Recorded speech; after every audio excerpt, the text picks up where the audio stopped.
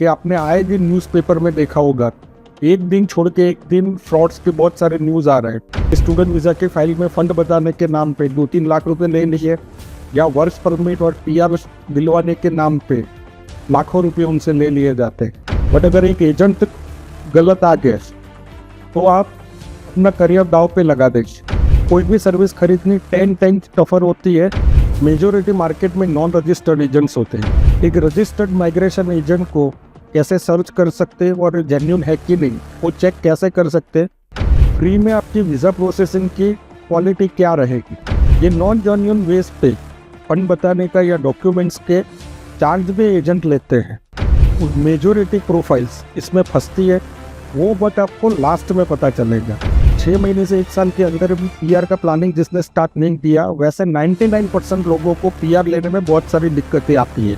तो चलिए quick review देख लेते हैं कि मारा एजेंट्स और दूसरे एजेंट्स के बीच में क्या डिफरेंसेस होते हैं।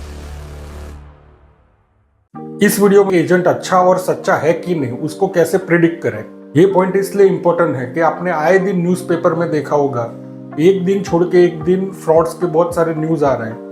और काफ़ी सारे लोग हमारे कांटेक्ट में आते हैं कि स्टूडेंट वीज़ा के फाइल में फंड बताने के नाम पे 2-3 लाख रुपए ले लिए, या वर्क परमिट और पीआर दिलवाने के नाम पे लाखों रुपए उनसे ले लिए जाते हैं। अगर आपने 25-50 हज़ार रुपये कोई चीज़ खरीदी और वो बेकार निकली तो आप बड़े लॉस में नहीं जाएंगे, क्योंकि उसमें आपका करियर दाव पे नहीं लग रहा है, उसको आप रिकवर भी कर सकते हैं। बट अगर एक एजेंट गलत आ गया तो आप अपना करियर दाव पे लगा देंगे।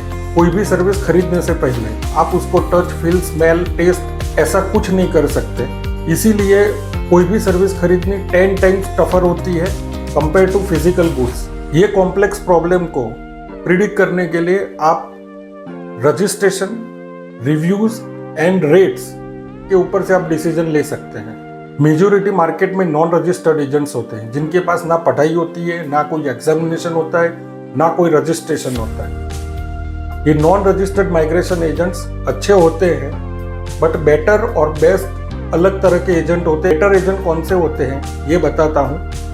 एरी मेंबर्स। एरी मेंबर्स का मतलब होता है ऑस्ट्रेलियन एजुकेशन रिप्रेजेंटेटिव्स का एक ग्रुप है, जिनको एरी मेंबर्स बताया जाता है। एरी मेंबर बेहतर इसलिए होते हैं कि एक एजेंट की ट्रेनिंग उनकी 5 वीक की होनी चाहिए और उसका सर्टिफाइड कोर्स उनको करनी पड़ती है और उसका सर्टिफिकेट उनके पास होना चाहिए, तभी वो एरी मेंबर बन सकते हैं। तीसरे सबसे बेस्ट एजेंट होते हैं ऑस्ट्रेलियन गवर्नमेंट के द्वारा रजिस्टर्ड माइग्रेशन एजेंट, जिसको मारा एजेंट बोला जाता है। मारा एजेंट बनने के लिए ऑस्ट्रेलियन गवर्नमेंट का 2 साल का पार्ट टाइम या 1 साल का फुल टाइम का कोर्स कंप्लीट किया होना चाहिए। उसकी एग्जाम पास की हुई जरूरी होना चाहिए। एग्जाम पास करने के बाद immigration border security of Australia के डिपार्टमेंट द्वारा बनाए गए बहुत सारे स्टैंडर्ड्स की एग्जाम ली जाती है। वो सब स्टैंडर्ड्स उनको पता है कि नहीं वो चेक किया जाता है, और एक इंडिपेंडेंट बॉडी उसका असेसमेंट रिपोर्ट देती है, जिसका नाम है कैपस्टोन असेसमेंट। एक रजिस्टर्ड माइग्रेशन एजेंट को कैसे सर्च कर सकते हैं और जेन्युइन है कि नहीं वो चेक कैसे कर सकते हैं, उसकी वेबसाइट की लिंक डिस्क्रिप्शन में रख रहा हूँ। दूसरे पॉइंट्स में देखेंगे बहुत सारे एजेंट्स के रेट्स अलग अलग होते हैं। ये क्यों होते हैं ये आपको मैं बता रहा हूँ। मेजोरिटी एजेंट फ्री में या 5-10 हज़ार रुपये लेके भी काम करते हैं, और कुछ एजेंट्स 25-50 हज़ार रुपये लेके भी प्रोसेस करते हैं। ये डिफरेंस क्यों होता है ये मैं आपको यहाँ क्लियर कर रहा हूँ। फीस में डिफरेंस होने के मेजर 2 कारण होते हैं। एक होता है वीज़ा की प्रोसेस की जो टीम होती है उस पर लगने वाली लागत, और दूसरा transparent income versus hidden income. पहले पॉइंट में देखते हैं कि वीज़ा प्रोसेसिंग टीम की लागत। पीटी IELTS की प्रिपरेशन कराने वाली कोई भी कंपनी आपका रिजल्ट आने के बाद में पैसा लेती है, ऐसा कभी नहीं करती है, क्योंकि उनको पता है कि रिजल्ट अच्छा लाना है तो मिनिमम 50 हज़ार से लेकर 1.5 लाख तक के एक्सपीरियंस ट्यूटर लाने पड़ेंगे, और उनकी जो कॉस्ट को मेंटेन करने के लिए मिनिमम एडवांस 15-20 हज़ार रुपये लेने पड़ेंगे। इमीडिएटली दूसरी साइड आप देखिए कि वही एजेंट्स फ्री में वीज़ा कंसल्टेंसी करते हैं। तो आप ही सोचिए, कोई भी कंसल्टेंट जो वीज़ा फाइल की प्रोसेसिंग करेगा वो कोई कॉस्ट लिए बगैर करेगा तो वो कैसे करेगा। तो आप ही सोचिए फ्री में आपकी वीज़ा प्रोसेसिंग की क्वालिटी क्या रहेगी। कुछ कंपनी ऐसी भी होती है कि जो मेजॉरिटी वीज़ा प्रोसेसिंग पे फोकस करती है और अच्छे क्वालिफाइड एक्सपीरियंस प्रोसेसर रखती है, उनको हाई सैलरी देती है, उनका सक्सेस रेट हाई होता है, इसीलिए उनको वीज़ा प्रोसेसिंग की फीस हाई लेनी पड़ती है। दूसरा, transparent versus hidden fees structure. Generally हमने देखा है कि बहुत सारे क्लाइंट्स आते हैं कि जिनके पास जेन्युइन फंड या डॉक्यूमेंट्स नहीं होते हैं, बट उनको कैसे करने का उसका नॉलेज होता है। ये नॉलेज उनको कोई एजेंटों ने ही दिया होता है। ये नॉन जेन्युइन वेज पे फंड बताने का या डॉक्यूमेंट्स के चार्ज भी एजेंट लेते हैं, तो उनको ट्रांसपेरेंट तरीके से कंसल्टिंग फी लेने की जरूरत ही नहीं है। उनमें उनकी बहुत बड़ी इनकम होती है।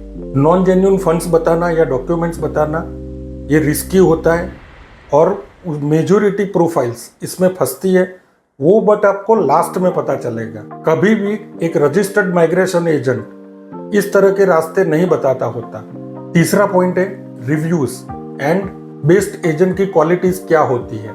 कोई भी एजेंट चूज करने से पहले आप उनके गूगल रिव्यूज देख लीजिए, उनकी एवरी ब्रांच के गूगल रिव्यूज देख लीजिए, और अगर जो अच्छा उनका काम होगा तो उनका रेटिंग्स ऑलवेज अच्छा ही होगा।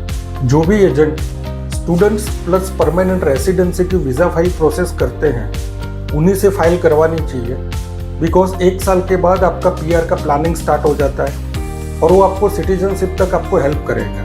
काफ़ी बार ऐसा देखा है कि स्टूडेंट की फाइल किसी और से करवाई और पीआर की फाइल किसी और से करवाई, तब वो एजेंट बोलता है कि ऐसा नहीं करना चाहिए था। स्टूडेंट पर जाके भी 6 महीने से 1 साल के अंदर भी पीआर का प्लानिंग जिसने स्टार्ट नहीं किया, वैसे 99% लोगों को पीआर लेने में बहुत सारी दिक्कतें आती है। जिस तरह डॉक्टर्स को प्रोफेशनल बोला जाता है क्योंकि उनकी पढ़ाई लिखाई होती है, उनका एग्जाम लिया जाता है और हेल्थ के हाई स्टैंडर्ड्स पे उनको परखा जाता है, उसी तरह मारा एजेंट्स को प्रिफर करना चाहिए क्योंकि वो लोगों ने पढ़ाई लिखाई की होती है, हाई स्टैंडर्ड्स पे उनको परखा जाता है और उन्होंने एग्जामिनेशंस भी पास किए होते हैं। आप लोगों ने भी कोर्ट में देखा होगा, ओपन शेड्स के नीचे भी बहुत सारे लॉयर्स बैठे होते हैं, वो भी काम करते हैं, और कुछ हाई लेवल के लॉयर्स होते हैं जिनका ऑफिस होता है और प्रोफेशनल तरीके होते हैं, उनकी फीस हाई होती है बट उनमें रिजल्ट अच्छा मिलता है। तो आपको चूज करना है, अगर आपका स्टूडेंट वीज़ा का या पीआर का प्रोसेस अगर आपके लिए बहुत महत्व नहीं है तो आप कोई भी एजेंट से प्रोसेस करवा सकते हैं। अगर महत्व रखता है तो आप सिर्फ और सिर्फ मारा एजेंट, जो रजिस्टर्ड माइग्रेशन एजेंट्स होते हैं, उनसे ही करवाएं। तो चलिए क्विक रिव्यू देख लेते हैं कि मारा एजेंट्स और दूसरे एजेंट्स के बीच में क्या डिफरेंसेस होते हैं। जनरली मारा एजेंट्स ट्रांसपेरेंट कोटेशन आपको देंगे विद सर्विसेज ऑप्शंस और इन एडवांस चार्ज करेंगे। जो लोग मारा एजेंट नहीं है वो लोग आपको फ्री में भी प्रोसेस स्टार्ट कर देंगे, but step by step hidden तरीके से आपसे इनकम जनरेट करेंगे। दूसरा, मारा एजेंट आपको लीगल वेज बताएंगे और उसको कैसे करना है ये भी बताएंगे, और उसमें कोई इनकम नहीं जनरेट करेंगे बिकॉज उन्होंने इनकम ऑलरेडी एडवांस में ले ली है आपसे। जो मारा एजेंट्स नहीं है वो आपके जो भी प्रॉब्लम होंगे उनके इलीगल वे और शॉर्टकट बताएंगे और उसमें से स्टेप बाय स्टेप बड़ी इनकम जनरेट करेंगे। मारा एजेंट्स बहुत ही लिमिटेड फाइल करते हैं और क्रिएट अच्छी फाइल करते हैं और उनका रिजल्ट ज़्यादा होता है। दूसरी साइड दूसरे एजेंट्स बहुत ही होलसेल में बिजनेस करते हैं, बहुत सारी फाइल प्रोसेस करते हैं, बट उसमें क्वालिटी की कम गुंजाइश होती है। मेजॉरिटी मारा एजेंट्स की ऑस्ट्रेलिया में ऑफिसेस होती ही है, और जो लोग मारा एजेंट नहीं होते हैं उनकी ऑस्ट्रेलिया में ऑफिसेस नहीं होती है। मारा एजेंट्स हर तरह के वीज़ा के काम करते हैं, जैसे स्टूडेंट, पीआर, वर्क परमिट सब करते हैं, बट दूसरे तरह के एजेंट की पीआर की प्रोसेस इन हाउस प्रोसेस नहीं होती है। रजिस्टर्ड माइग्रेशन एजेंट्स के गूगल रिव्यूज़ बहुत ही हाई और अच्छे होते हैं, सामने दूसरी तरह के नॉन रजिस्टर्ड एजेंट्स के गूगल रिव्यूज़ बहुत ही कम होते हैं। इस तरह के अच्छे वीडियो देखने के लिए हमारा YouTube चैनल सब्सक्राइब करें, लाइक करें और शेयर करें।